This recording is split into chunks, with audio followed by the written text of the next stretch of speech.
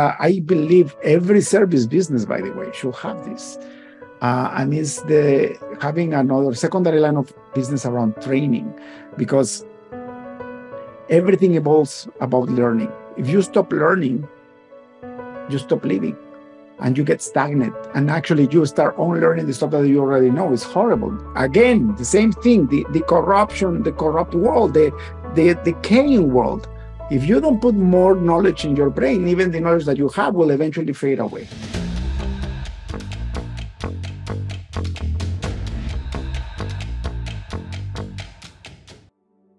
Welcome to the Break Free Podcast. I am your host, David Mancera.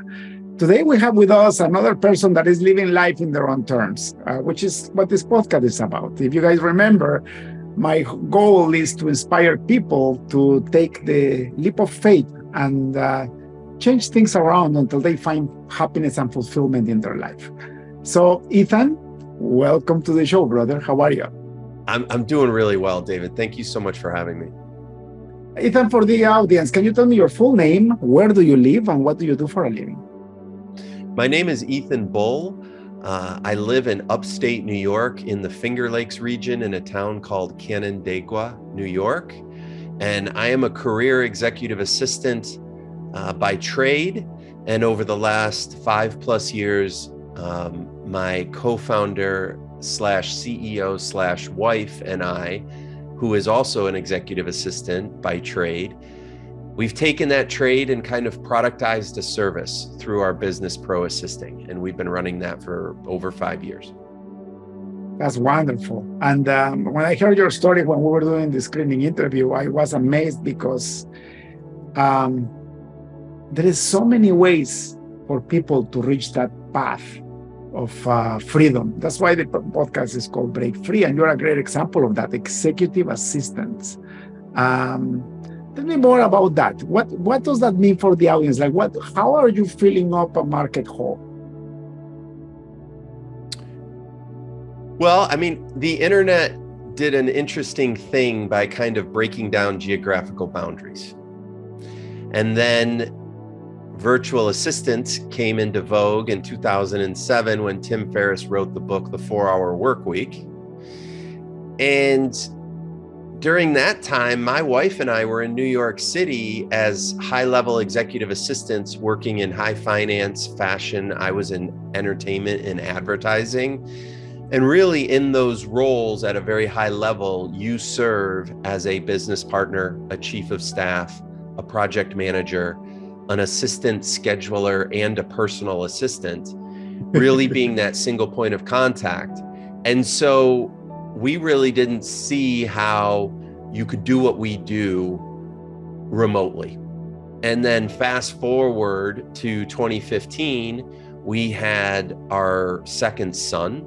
We quit our jobs, ditched our healthcare, sold our condo in New York City, moved to upstate New York where I am today, and quickly realized that the term executive assistant means something different up here than it does in major metropolitan areas.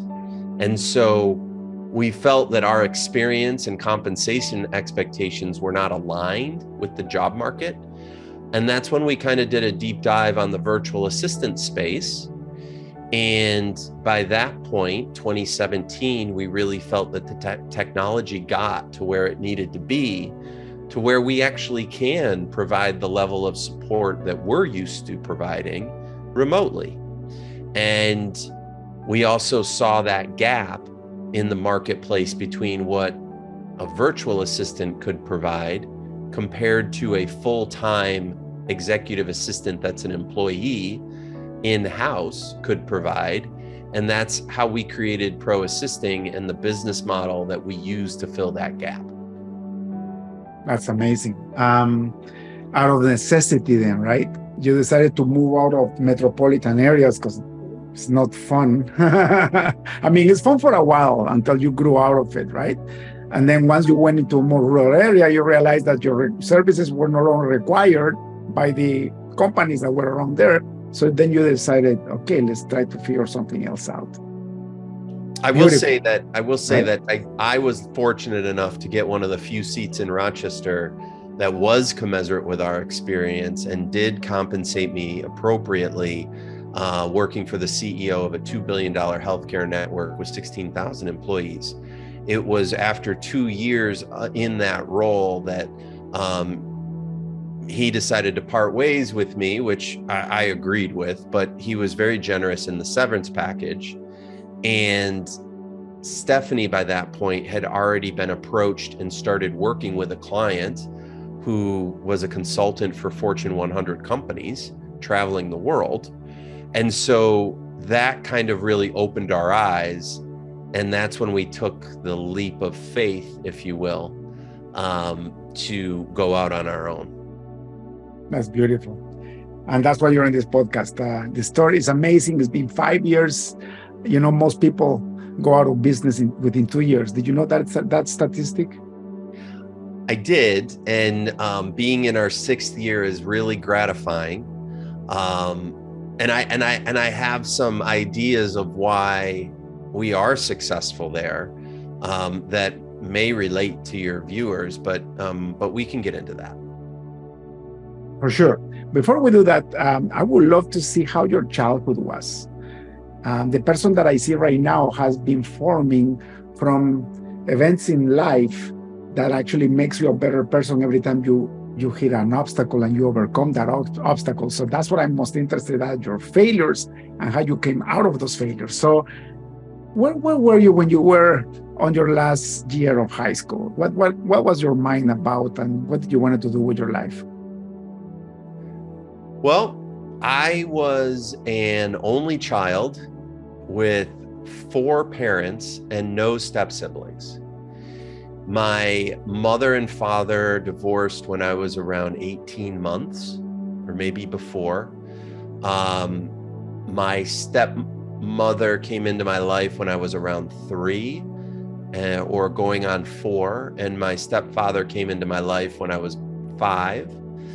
And I am so lucky in that I love all 4 of my parents, that we all get along.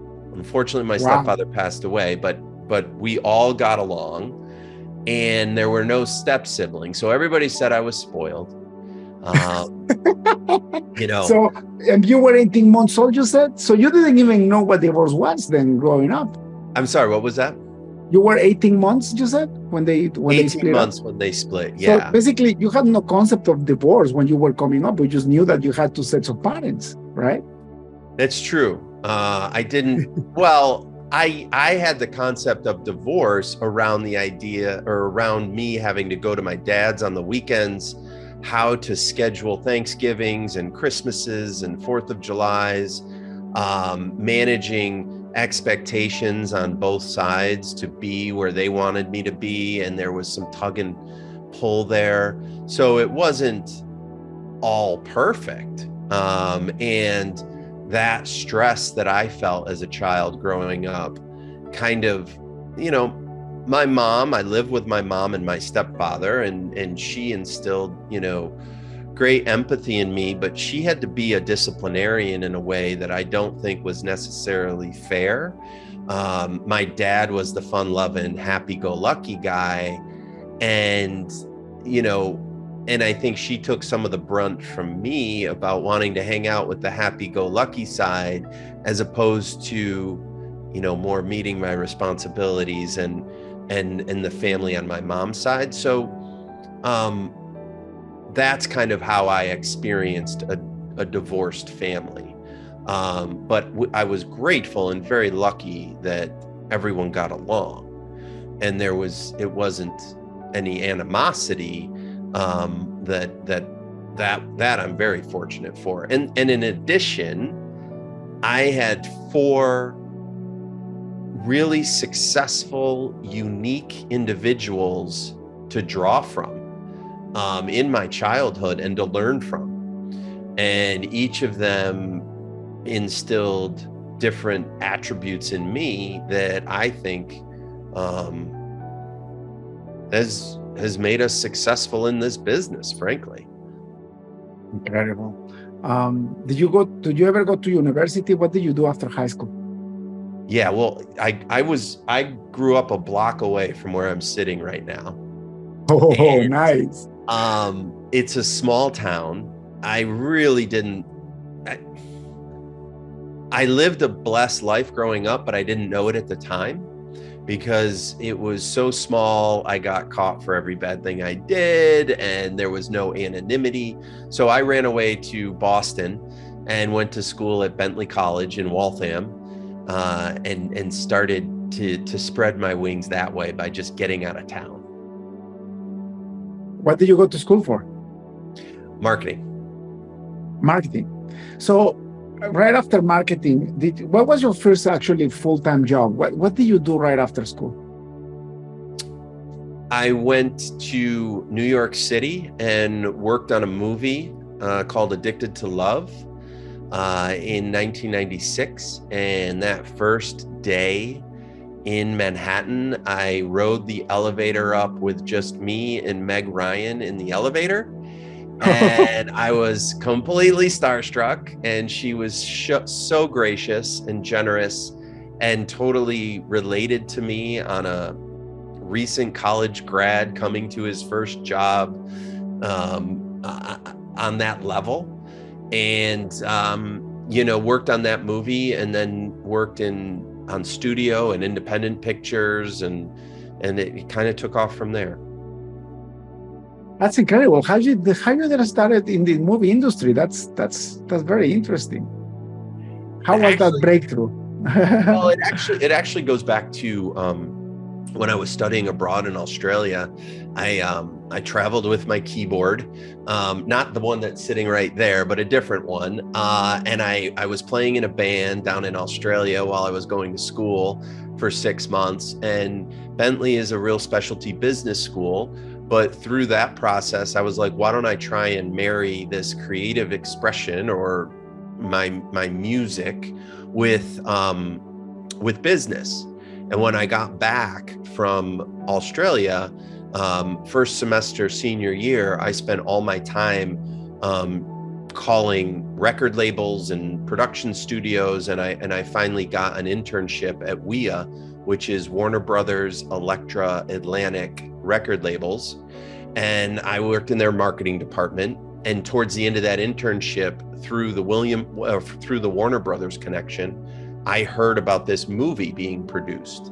And that's when I called the production office, spoke to the production coordinator, and, kind of said, I'll come down and work for nothing. And she's like, well, you don't have to work for nothing, but we could use the help, and did it over the phone. That's kind of how I got the break. This is why I have this podcast. What you just said is something that most people are not willing to do, right? Most people, they will say that they are not qualified, that they just got out of school, that they don't know what they are doing, and they wouldn't pick up the phone and say, I want to work for free so that you can give me the experience to be in the movie industry or any industry for that matter. They are not willing to do that. Listen to this story. Back in 2008, 2009, I joined another company that was about the same size as mine. So we created a bigger company together. Yep. I became the CEO of the new organization, but the other partner, the guy that became my partner, hired an electrical engineer, and he was getting trained to lead a bunch of software teams, but he had no experience leading software teams. So the deal they had together was that he will work for free for 1 year to learn the skill, and then he will take on the position. And I couldn't believe it. And he actually did it. He worked for free for 1 whole year. But this guy tripled his salary after that. And then he became so good at what he does that now he can write his own checks.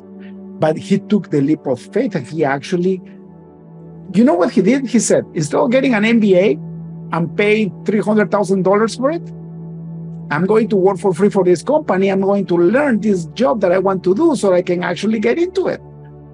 It's a no-brainer, but people don't think that way. People start thinking, I don't want to get, abused, right? What does people think about internships like that? oh, this guy is just taking advantage of me. How dare you? Think about it. I have another story, the short story again. This guy was a software developer from Romania. Yeah. I was a software manager for this large corporation in Toronto, and he asked to get a job, but we didn't have a position. So he said, "How about you let me work for free for 3 months because I need experience. I don't have any Canadian experience." So I figured it out, and we let him in.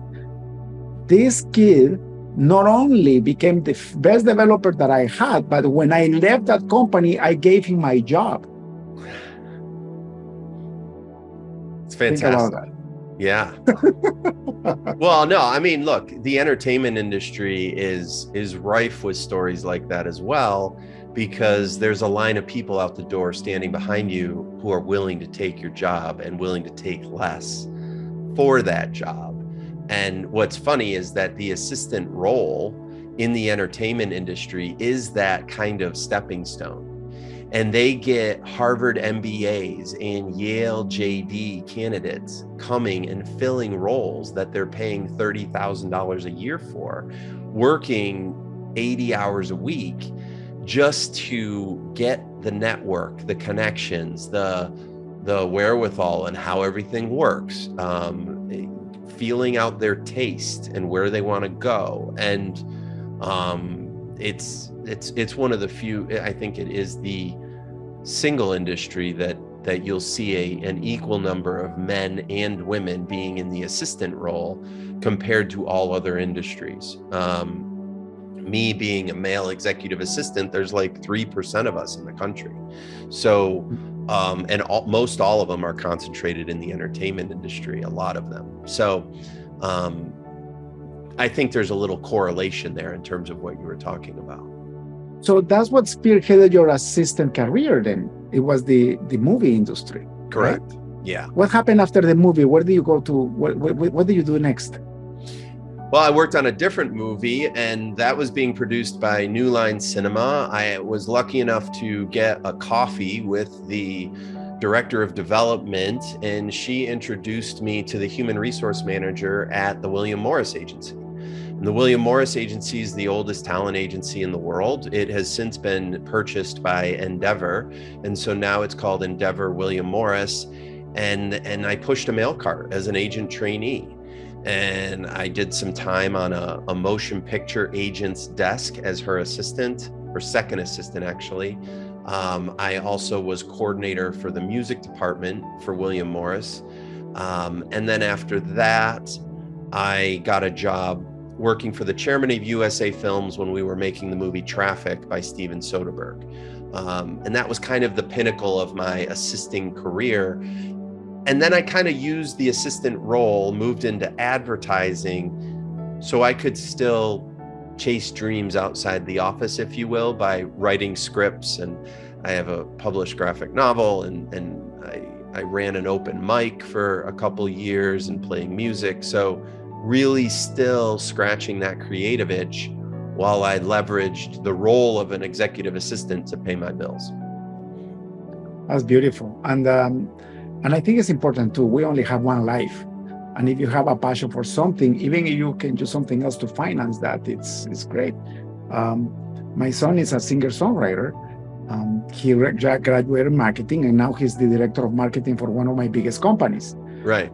And as it turns out, he used his skills, his musical skills, and now he created a studio. So now he has the job with me, and now he has his recording studio. Right. And this year he's going to make more money on his recording studio than he's doing with me. And I'm afraid I'm going to lose him next year, you know? I don't think you're going to lose him.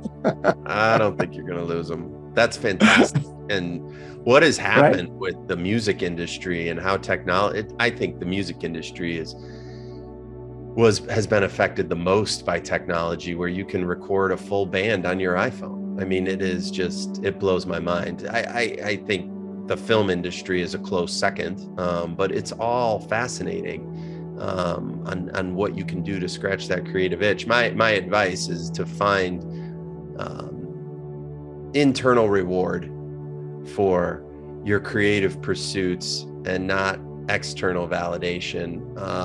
Yeah. Being able to find joy in the process of doing it. And then if you can make money doing it, wow, that's fantastic. But really having that initial joy, I think is pretty important. And you know what, though, like now that you talk about that, I believe that if everybody were able to find a career where they can find joy by doing their career, then their life becomes 10 times better. Right? Yeah. I mean, there is a gray area, because someone could be like, "Well, I really love writing poetry," and could there be a way for them to make money on that? Sure, I'm sure they could find it. But there's also something to be said about taking joy in just having an expertise in something. Yeah. And so for me personally, frankly, I was ashamed of being an executive assistant going into my 7th, 8th, 9th year of my career. I almost felt that I was underutilizing myself. I wasn't making enough money at that point in my life, and I was frankly ashamed. But then having a conversation with my boss at the time, and her saying, "Look, I think you can be director of admin services. I think you can lead the team of our assistants." We had 12 assistants at the time supporting 60 executives. And that's when I got into training them and discussing their interpersonal issues and dealing with disciplinary actions and reading a ton of resumes and interviewing a ton of people and managing the org charts and dealing with difficult, executives whose expectations were not aligned with what we could provide. And I started to see that there may be more to this than meets the eye. And so through all of that, combined with what Stephanie went through on her side, we did find our expertise. And I wouldn't say I have a passion around being an executive assistant, but I too take pride and comfort in having an expertise and knowing that I am providing value in being able to keep my own score. And now through our business to be the saving grace for a client in terms of coming in at the moment, partnering them with a great assistant, and them just being like, "Holy cow, I can't believe this existed." And on the other side, doing the same thing for an assistant. Like, "I just lost my job. What am I going to do? Here, why don't you start working for this client? This is how we do it. This is how you should be positioning yourself." And there's been great joy in that. So would I love to be making money as a musician or a screenwriter right now? Absolutely. No doubt about it. But I also want to be a realist around the life we want to live. And frankly, when you have kids, that gets a lot sharper. Yeah. And you are so right. And to just to clarify, in the life of my son, when I told you he opened a recording studio, he's not writing music anymore or singing or doing what he used to love. He's Right. producing podcasts, and it became a corporate thing. He's doing Right. podcasting and advertising and the stuff that makes money. So even within his own passion, it became corporate. Yeah. But I think sometimes we fool ourselves, because the biggest satisfaction that a person can have is when you see that your work positively impacts somebody else's life. Isn't it?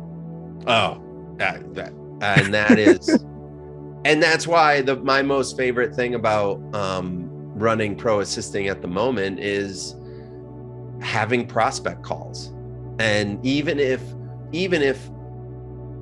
we aren't the right fit for that prospect, being able to give them my straight, honest opinion on what they should be doing, and them walking away from that conversation, not becoming a client, but wanting to pay me a consultant fee for the hour that I spent breaking down their business, where their pain points are, what support they should be looking for.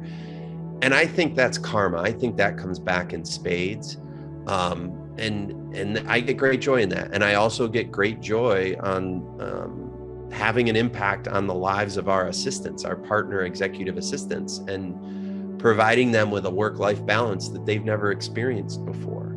And getting them to work for clients instead of bosses and creating their own little business. And that does light me up. So, maybe I'm going into the passion, maybe it's still opening up for me. That would be just wonderful. And, I think as humans, we evolve. For example, I used to love scuba diving. That was one of my biggest passions. And, I dove many, many times in different countries. And then I haven't done it since 2001.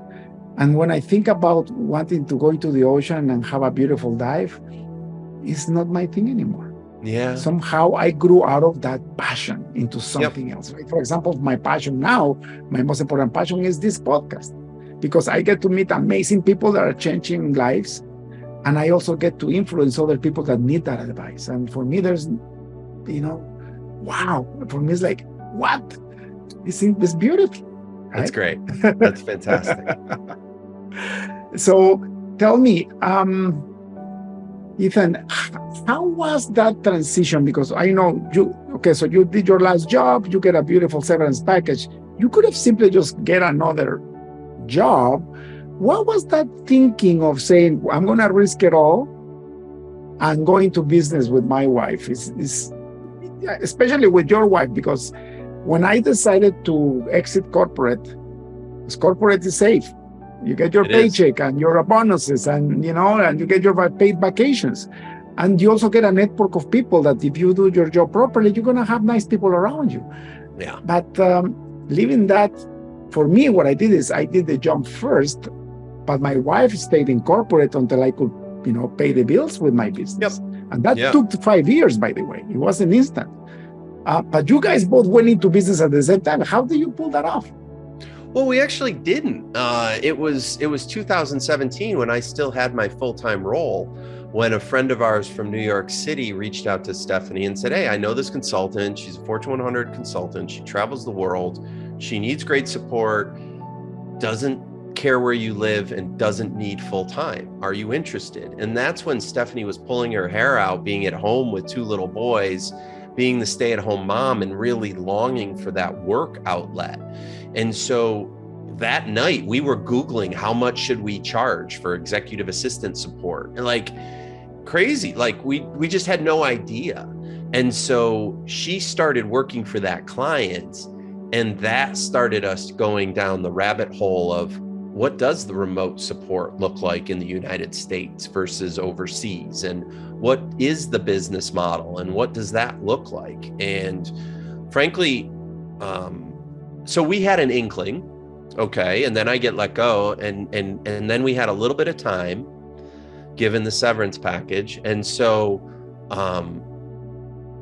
I honestly think we took the least risky path of all, in that we decided to leverage our career executive assisting experience, which was combined more than 35 years at that point, and break out into a service-based business. And it just so happened through that process that we stumbled on a business model that somewhat productizes what we do. And we used that initial website to fill ourselves up with clients.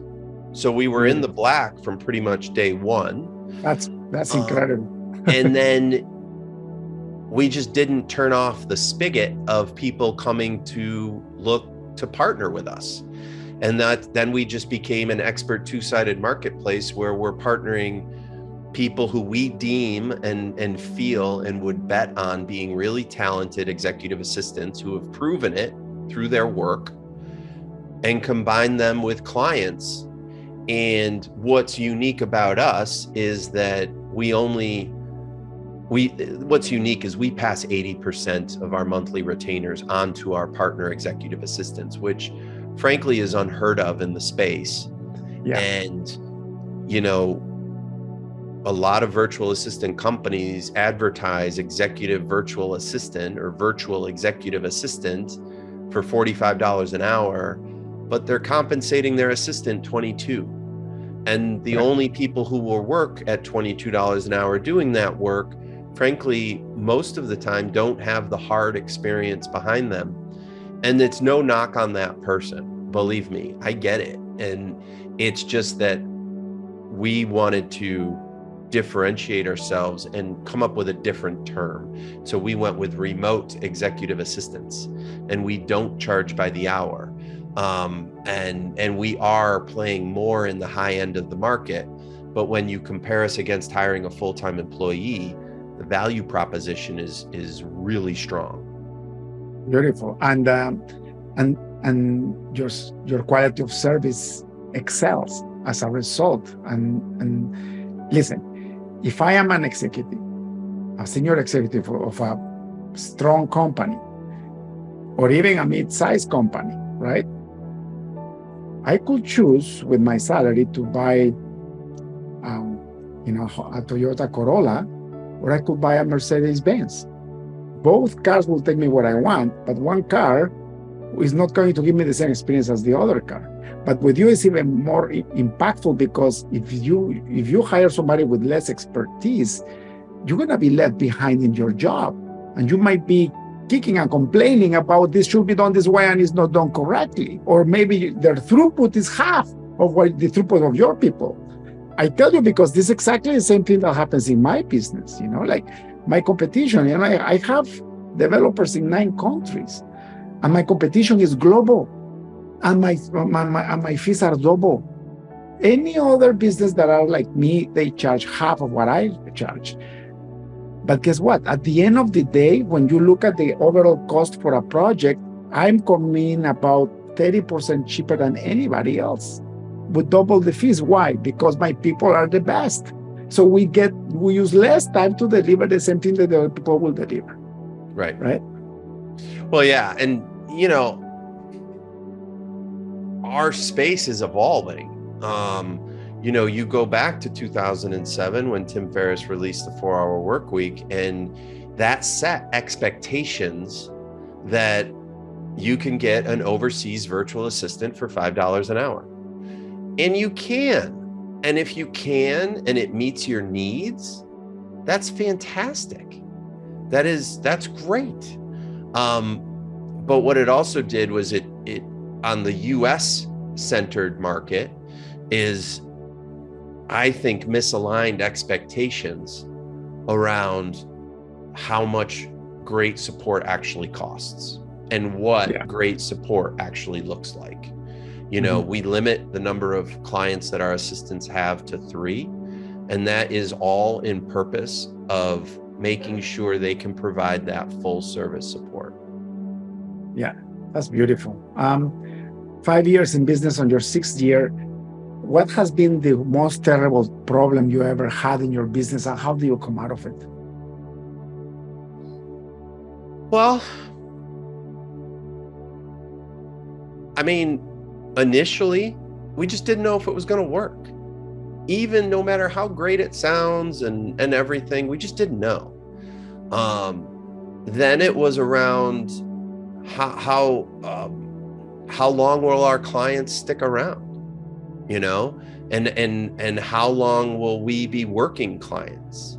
And then it gets around, we lost our 2 biggest clients recently,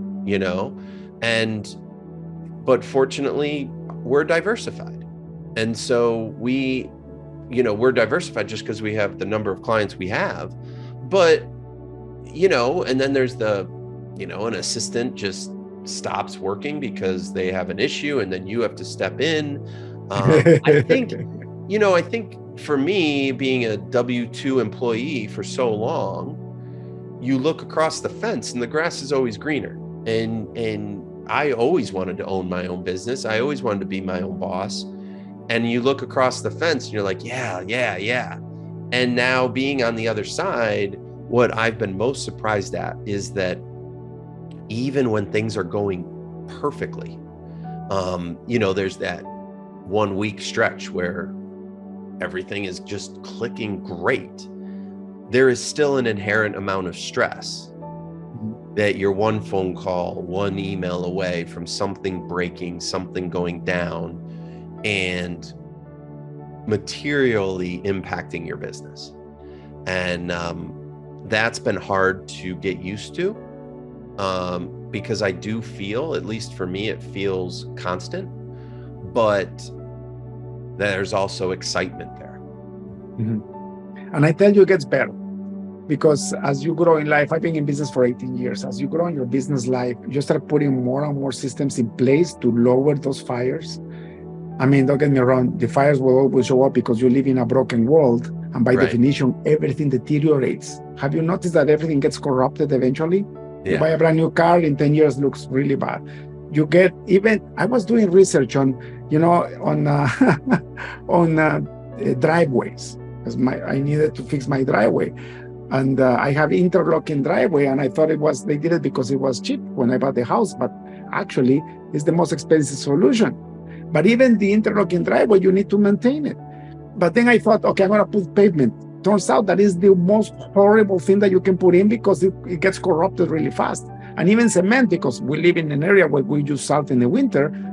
You pour cement, 3 years, you're going to have to be fixing it, because the cement corrodes this, the salt corrodes the cement. So my point is, you will always going to have problems. Yeah. However, as you grow in your career as an entrepreneur, you'll start noticing patterns. And when you notice those patterns, you can create systems to prevent those issues from happening. So, for example, for me now, I don't even look at the issues of the company anymore. I just look at my reports and my executives, and we do quarterly meetings, and I just gotta make sure that we keep making profits. And the quarter that we don't make profits, then we do a review and then we fix it. But I no longer have that problem where somebody's gonna call me, a client is mad. I no longer have the problem with an email is happening and I'm afraid that my business is going to go out of business. That doesn't happen anymore, because I have enough systems in place and enough people in place to take care of all that stuff, Right. It's awesome. So my point is, there is hope. Yeah, no, I know. Now tell me, you and I were talking about a fantastic idea that you had, that I believe every service business, by the way, should have this.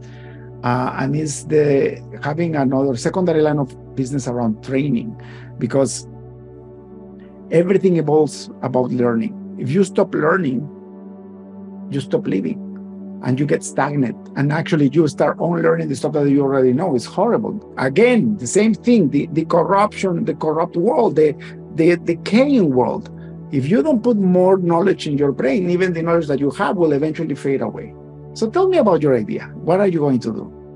Well, at the beginning of this year, we, entering our 6th year of business, we were saying to ourselves, well, what's next? And do we just want to keep on this path, or is there something else? And I knew, and Stephanie did as well, that we both get great satisfaction and joy around training and coaching and mentoring our partner executive assistants in terms of how they're providing the service, but then also how they're running their own business and creating their own path.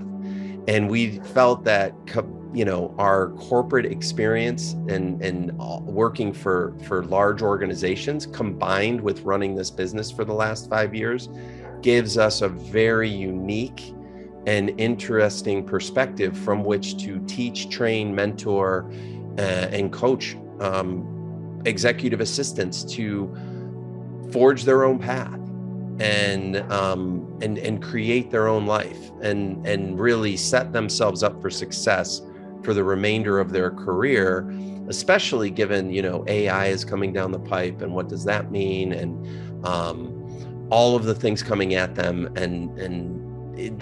We've had a number of conversations. The feedback has been fantastic, and we're really excited about getting started on that this fall. That's fantastic, and I know you're going to do great. One of my good friends from one of my business networks, he had an HVAC and plumbing business, And he figured out a way to maximize it. Once he started maximizing that business and creating maximum revenues, he was getting offers to buy his business from there. But what he did is he started creating the best practices, writing down the best practices in paper, like documenting everything, just in case. And plus, he needed to give this to the new owners. And then he realized that there were a lot of owners in his industry that didn't know what he figured out. So he created a coaching company, a learning company for owners that have similar businesses. And if you look at him now, he sold his business and now he's solely focused on this learning company. And now it's more than double what he had before in terms of revenue and net profits, because he's impacting more people. It's awesome. It's awesome. Isn't that amazing? And that's, by the way, you never know until you know. Right? Fingers are crossed, but we're really excited. Oh, you're going to do great. You're going to do awesome. I know you're going to do great. I'm prophesizing over you. You know that the market, listen to this, because this is a great, you know this, but for the audience, this is a law. You know, like you have the law of gravity.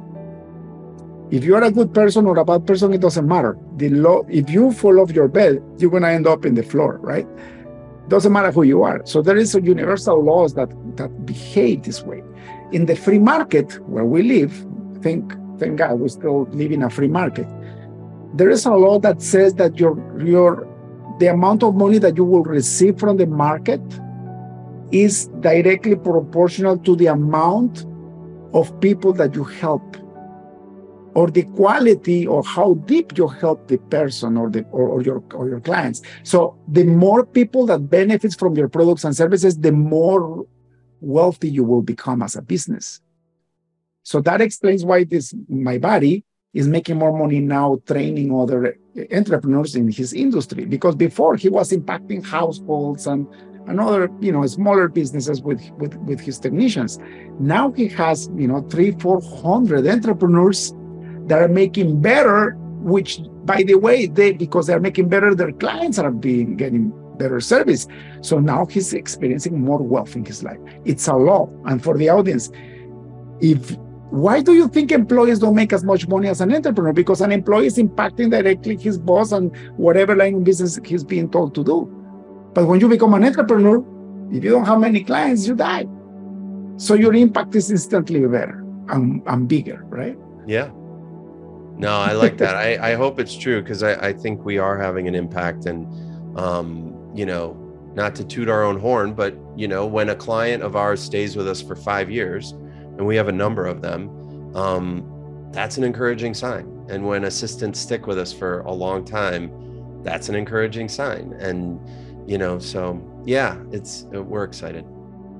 Beautiful, beautiful. I also know that to be an entrepreneur, it requires faith. So everybody that has a business like you, and is especially successful, is because at some point they require to have a leap of faith, trusting that whatever they were going to do was going to work. And if they came with problems, they knew that they could actually solve those problems. Isn't that amazing? Yeah. Yeah. Brother, thank you so much for your time.